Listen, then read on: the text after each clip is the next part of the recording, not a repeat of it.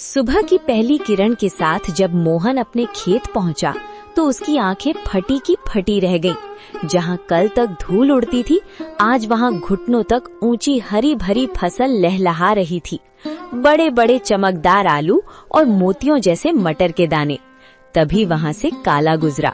काला हैरानी और चिढ़ के साथ, अरे मोहन, ये क्या तमाशा है? कल शाम तक तो यहाँ मिट्टी उड़ रही थी और आज एक ही रात में इतनी बड़ी फसल। कौन सा गड़ा हुआ खजाना हाथ लग गया है तेरे? या कहीं शहर से कोई चोरी का माल लाकर यहाँ गाड़ दिया है? नहीं काला भाई, ये ना कोई चोरी है और ना कोई तमाशा। ये तो ऊपर वाले की मेहरबानी है। कल एक घायल चिड़िया की मदद की थी, बस उसी की दुआओं ने आज ये रंग दिखाया है। देख भाई, कितने सुंदर आलू और मटर है। तू भी थोड़े घर ले जा। दुआएं? चिड़िया मुझे बेवकूफ समझता है। ये जरूर कोई काला जादू है। जोर से, मुझे तेरे खैरात की जरूरत नहीं है मोहन। याद रख, जो रातों रात उगता है वो रातों रात ढल भी जाता है। काला के मन में शांति नहीं थी। वो जानना चाहता था कि मोहन को ये सब मिला कैसे। वो बिल्ली के कदमों से मोहन के टूटे हुए घर के पीछे पहुंचा और खिड़की से कान लगाकर सुनने लगा।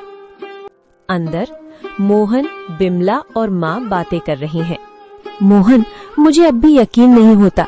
वो सुनहरी परी सच में हमारे लिए फरिश्ता बनकर आई थी। उसने कहा था ना कि जब तक दिल साफ रहेगा ये फसल बढ़ती रहेगी। हाँ बिमला, उसने उसी बरगद के पेड़ के पास दर्शन दिए थे जहाँ से मैं रोते हुए लौट रहा था। वो दिव्य प्रकाश, वो ममता भरी आंखें, मैं कभी नहीं भूल सकता। काला भाई को शक हो रहा था, पर उसे कैसे समझाऊं कि ये सब दया का फल है।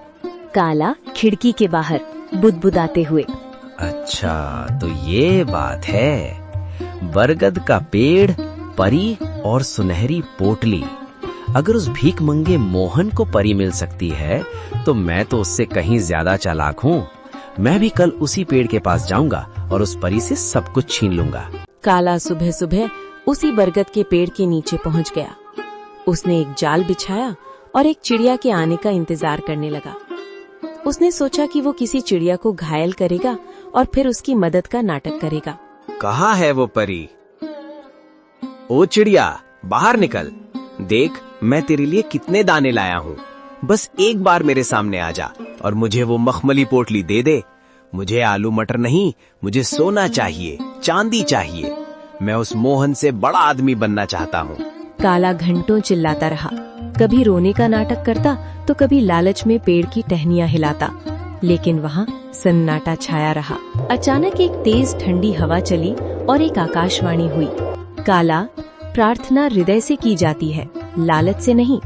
मोहन ने एक जान बचाने के लिए अपनी कमीज फाड़ी थी और तू एक जान लेने के लिए जाल बिछा रहा है। जा, तुझे कुछ नहीं मिलेगा क्योंकि तेरा मन ईर्ष्या की राख से भरा है। लालच की फसल कभी मीठी नहीं होती। नहीं, ये नाइंसाफी है। उस गरीब को सब कुछ और मुझे कुछ नहीं। अगर मुझे नहीं मिला तो मैं मोहन का भी कुछ नहीं रहने दूंगा। मैं आज रात उसके खेत को शमशान बना दूंगा। मोहन ने पहली फसल घर लाई। बिमला ने जब आलू और मटर की सब्जी बनाई तो उसकी खुशबू पूरे गांव में फैल गई।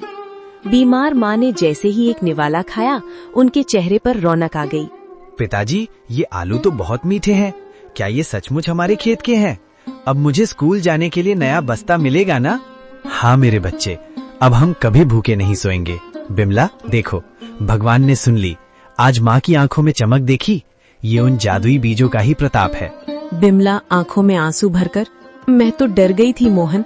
मुझे लगा था कि गरीबी हमारी पहचान बन गई है, लेकिन आज पहली बार लग रहा है कि हमारे घर में भी लक्ष्मी ने कदम रखा है। पर मुझे उस काला से डर लगता है। उसकी नजरें हमारे खेत पर जमी हैं।